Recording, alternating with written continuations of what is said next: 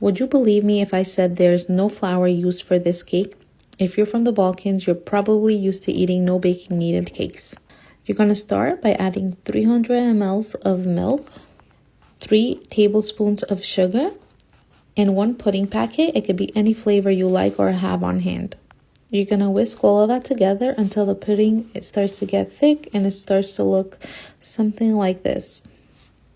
You're going to break some of the biscuits up into small pieces and mix it with your pudding.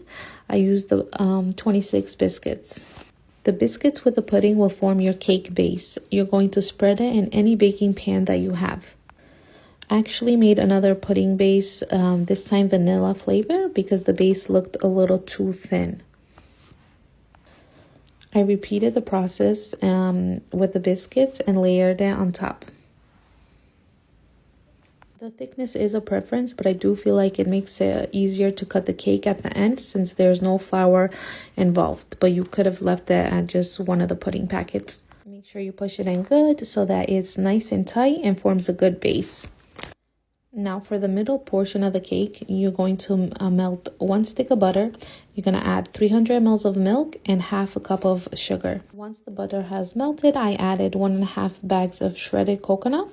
Make sure it's shredded and not flakes. The flakes will not absorb the milk and it will turn out to be a very saggy cake.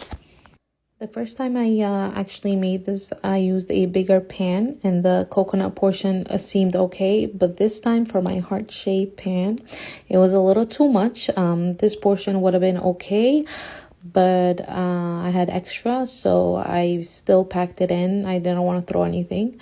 And it's best way to do this is to pack it in like this so that it forms a good base and it doesn't break on you.